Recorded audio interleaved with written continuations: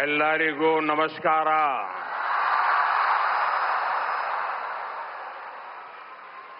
जय श्री कृष्ण. जय श्री कृष्ण. जय श्री कृष्ण. मैं अपनी बात बताना शुरू करूं उसके पहले यहां कुछ बच्चे चित्र बना के ले आए हैं. जरा एसपीजी के लोग और लोकल पुलिस के लोग मदद करें, उसको कलेक्ट कर लें. अगर आपने उसके पीछे अपना एड्रेस लिखा होगा तो मैं जरूर आपको धन्यवाद पत्र भेजूंगा. जिसके पास कुछ न कुछ है दे दीजिए, वो कलेक्ट कर लेंगे और आप फिर शांति से बैठ जाइए.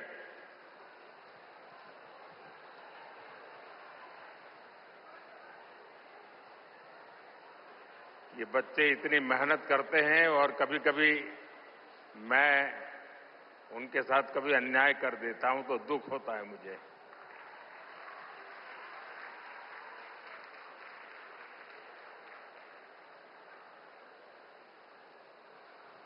जय श्री कृष्ण. भगवान श्री कृष्ण के दिव्य दर्शनों की संतुष्टि, श्रीमद् भगवद गीता के मंत्रों की ये आध्यात्मिक अनुभूति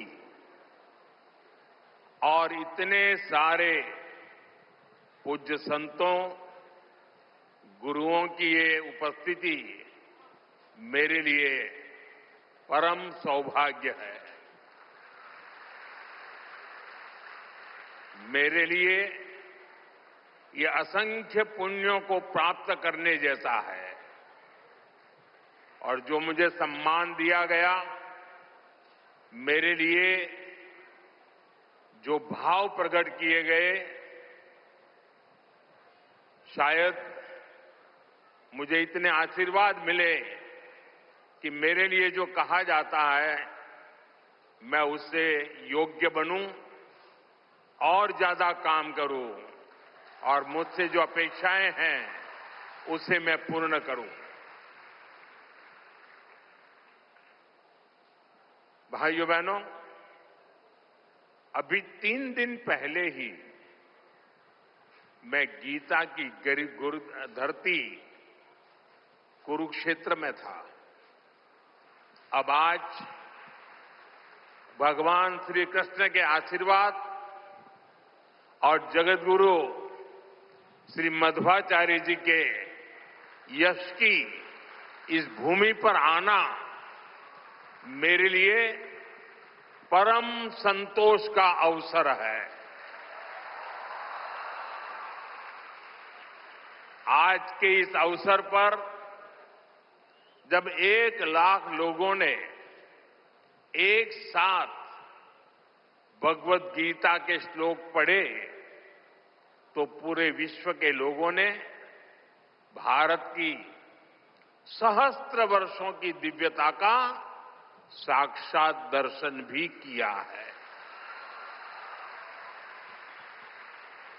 इस कार्यक्रम में हमें आशीर्वाद देने के लिए पधारे हुए श्री श्री सुगुणेन्द्र तीर्थ स्वामी जी, श्री श्री सुशींद्र तीर्थ स्वामी जी, कर्नाटका के गवर्नर थावरचंद गहलोत जी, केंद्रीय मंत्रिमंडल के मेरे सहयोगीगण, राज्य सरकार के मंत्री, सांसद, विधायक, उडुपी के अष्टमठों के सभी अनुयायी, उपस्थित अन्य संतगण, देवी और सज्जनों, कर्नाटका की इस भूमि पर यहां के स्नेहीजनों के बीच आना मेरे लिए सदा ही एक अलग अनुभूति होती है. और उडुपी की धरती पर आना तो हमेशा अद्भुत होता है.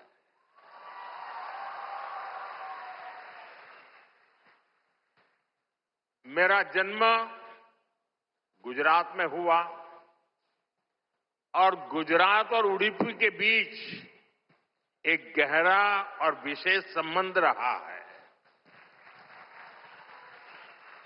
मान्यता है कि यहां स्थापित भगवान श्री कृष्ण के विग्रह की पूजा पहले द्वारका में माता रुक्मिणी करती थी।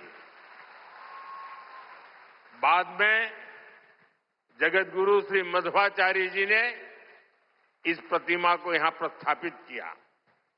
और आप तो जानते हैं, अभी पिछले ही वर्ष मैं समुद्र के भीतर श्री द्वारका जी का दर्शन करने गया था। वहां से भी आशीर्वाद ले आया। आप खुद समझ सकते हैं कि मुझे इस प्रतिमा के दर्शन करके क्या अनुभूति हुई होगी।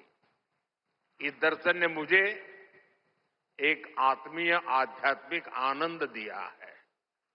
साथियों,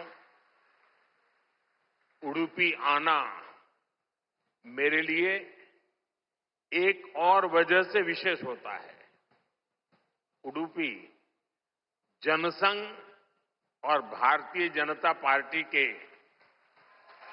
सुशासन की मॉडल की कर्मभूमि रही है। 1968 में उडुपी के लोगों ने जनसंघ के हमारे वीएस आचार्य जी को यहां की नगरपालिका परिषद में विजयी बनाया था।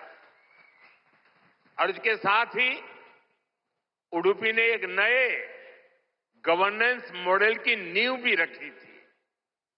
आज हम स्वच्छता के जिस अभियान को राष्ट्रीय रूप देख रहे हैं, उसे उडुपी ने 5 दशक पहले अपनाया था। जल आपूर्ति और ड्रेनेज सिस्टम का एक नया मॉडल देना हो, उडुपी ने ही 70 के दशक में इन कार्यक्रमों की शुरुआत की थी। आज ये अभियान देश के राष्ट्रीय विकास का राष्ट्रीय प्राथमिकता का हिस्सा बनकर हमारा मार्गदर्शन कर रहा है। साथियों, रामचरितमानस में लिखा है, कलिजुग केवल हरिगुण गाहा, गावत नर पावही भवथाहा।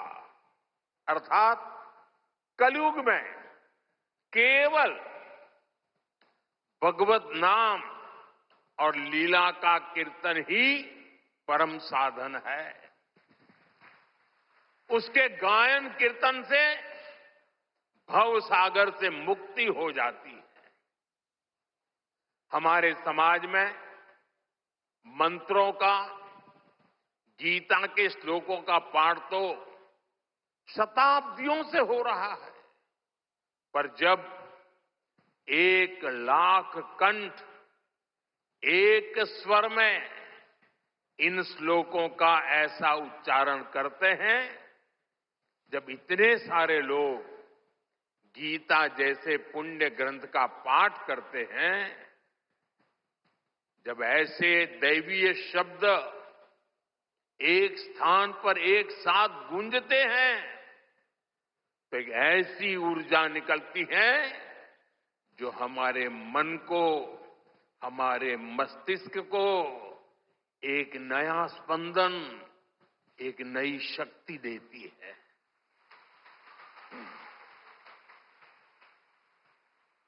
यही ऊर्जा अध्यात्म की शक्ति की है। यही ऊर्जा सामाजिक एकता की शक्ति है। इसलिए आज लक्ष्य कंठ गीता का ये अवसर एक विशाल ऊर्जा पिंड को अनुभव करने का अवसर बन गया है। ये विश्व को सामूहिक चेतना, कलेक्टिव कॉन्शियसनेस की शक्ति भी दिखा रहा है। साथियों, आज के दिन विशेष रूप से मैं परम पूज्य श्री श्री सुगुणेन्द्र तीर्थ स्वामी जी को प्रणाम करता हूं। उन्होंने लक्ष्य कंठ गीता के इस विचार को इतने दिव्य रूप में साकार किया है। पूरे विश्व में लोगों को अपने हाथ से गीता लिखने का विचार देकर उन्होंने जिस कोटि गीता लेखन यज्ञ की शुरुआत की है, वो अभियान सनातन परंपरा का एक वैश्विक जन आंदोलन है। जिस तरह से हमारा युवा भगवत गीता के भावों से, इसकी शिक्षाओं से जुड़ रहा है, वो अपने आप में बहुत बड़ी प्रेरणा है।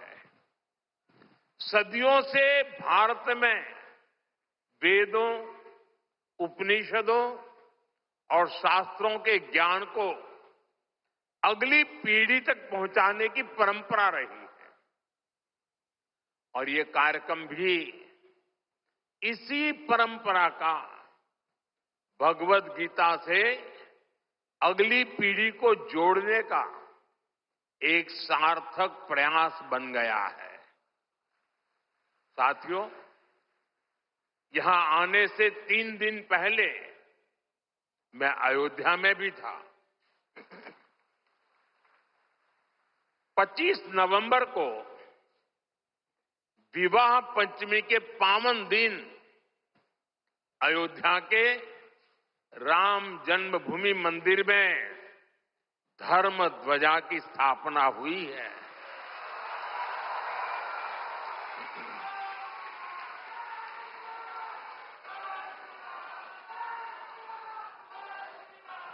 अयोध्या से उडुपी तक असंख्य राम भक्त इस दिव्यतम और भव्यतम उत्सव के साक्षी बने हैं। राम मंदिर आंदोलन में उडुपी की भूमिका कितनी बड़ी है, सारा देश इसे जानता है। परम पूज्य स्वर्गीय विश्वेश तीर्थ स्वामी जी ने दशकों पहले राम मंदिर के पूरे आंदोलन को जो दिशा दी, ध्वजारोहण समारोह उसी योगदान की सिद्धि का पर्व बना है। उडुपी के लिए राम मंदिर का निर्माण एक और कारण से विशेष है। नए मंदिर में जगत गुरु मध्वाचार्य जी के नाम पर एक विशाल द्वार भी बनाया गया है। भगवान राम के अनन्य भक्त जगत गुरु मध्वाचार्य जी ने लिखा था,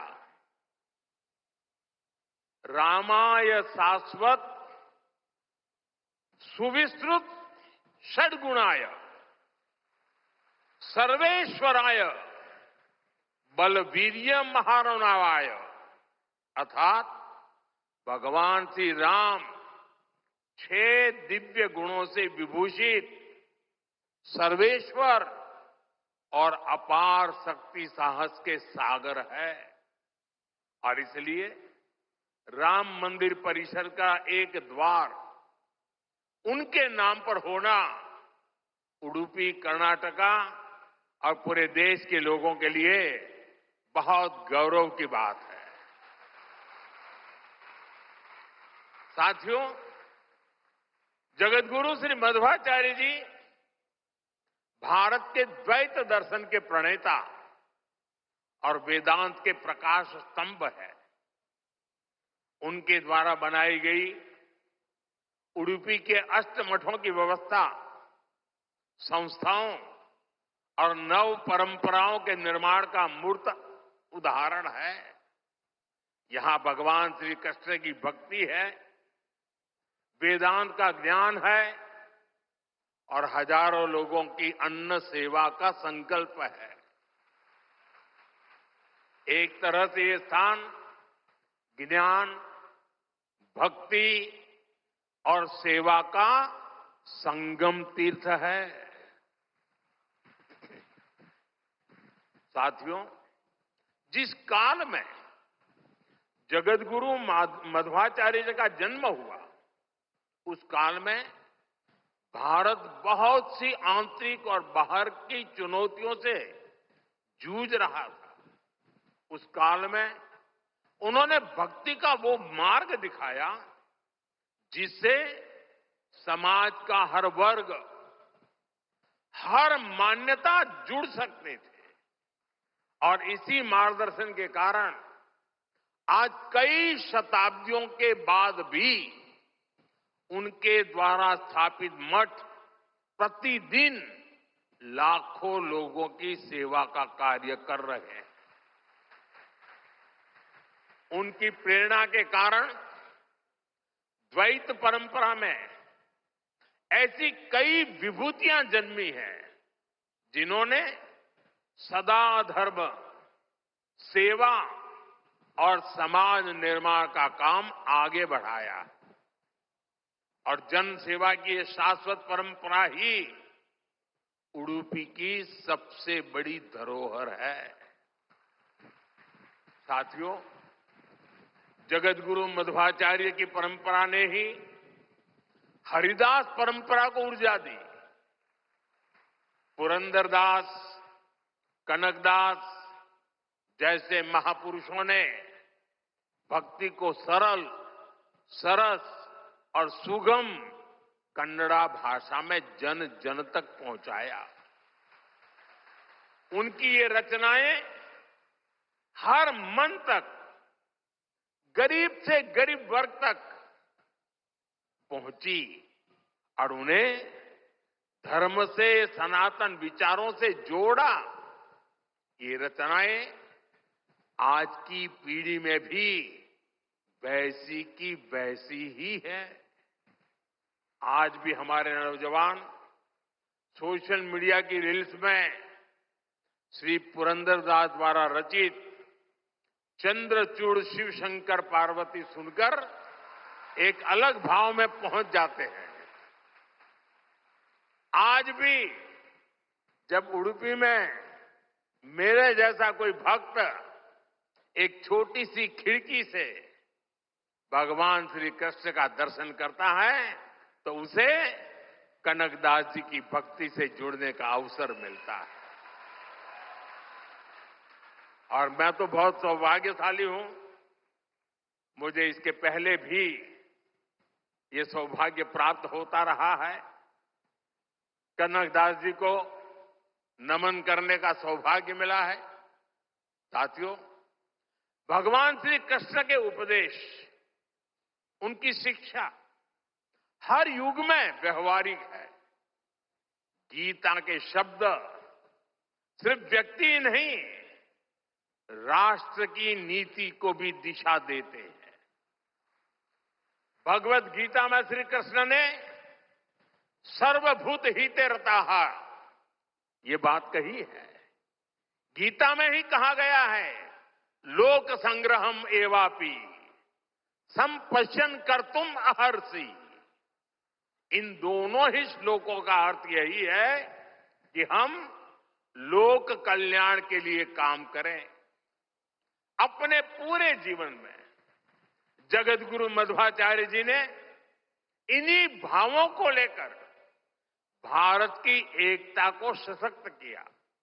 साथियों, आज सबका साथ, सबका विकास, सर्वजन हिताय, सर्वजन सुखाय, ये हमारी नीतियों के पीछे भी भगवान श्री कृष्ण के इन्हीं श्लोकों की प्रेरणा है। भगवान श्री कृष्ण हमें गरीबों की सहायता का मंत्र देते हैं और इसी मंत्र की प्रेरणा आयुष्मान भारत और पीएम आवास जैसी स्कीम का आधार बन जाती है। भगवान श्री कृष्ण हमें नारी सुरक्षा, नारी सशक्तिकरण का ज्ञान सिखाते हैं और उसी ज्ञान की प्रेरणा से देश नारी शक्ति बंधन अधिनियम का ऐतिहासिक निर्णय करता है।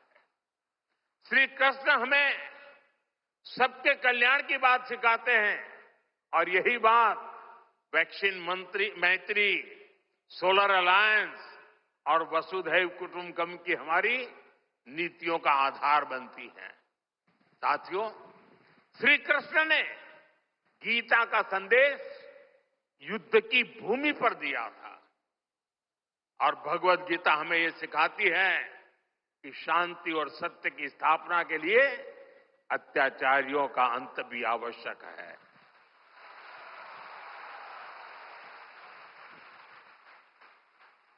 राष्ट्र की सुरक्षा नीति का मूल भाव यही है।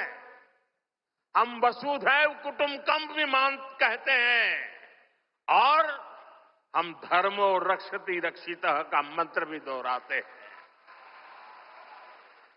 हम लाल किले से श्री कृष्ण की करुणा का संदेश भी देते हैं और उसी प्राचीर से मिशन सुदर्शन चक्र की उद्घोषणा भी करते हैं।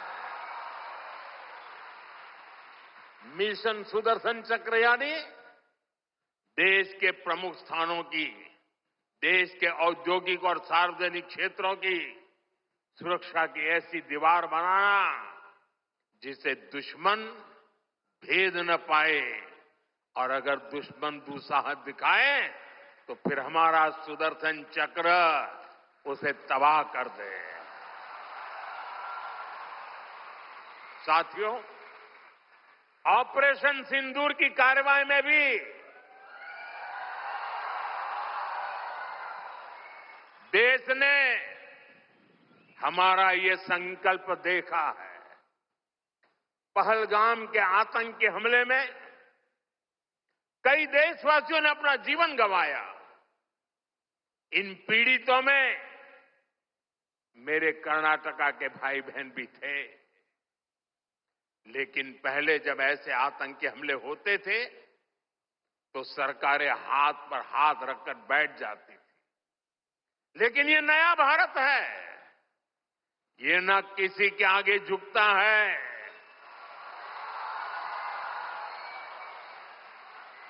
और न ही अपने नागरिकों की रक्षा के कर्तव्य से डिगता है। हम शांति की स्थापना भी जानते हैं और शांति की रक्षा करना भी जानते हैं।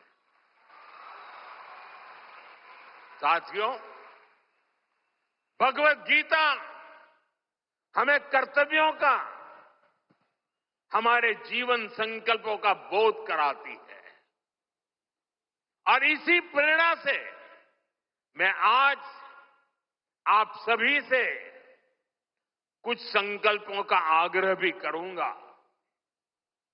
ये आग्रह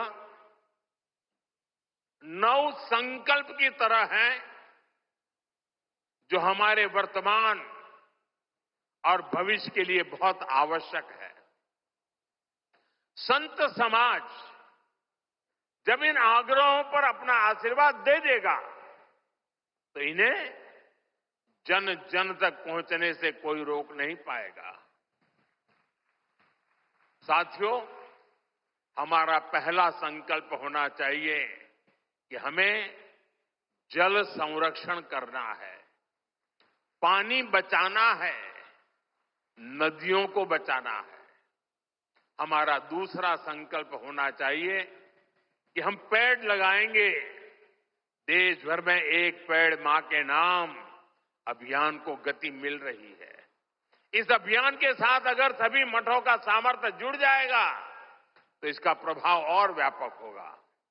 तीसरा संकल्प कि हम देश के कम से कम एक गरीब का जीवन सुधारने का प्रयास करें। मैं ज्यादा नहीं कह रहा हूं। चौथा संकल्प स्वदेशी का विचार होना चाहिए। एक जिम्मेदार नागरिक के रूप में हम सब स्वदेशी को अपनाएं। आज भारत आत्मनिर्भर भारत और स्वदेशी के मंत्र पर आगे बढ़ रहा है।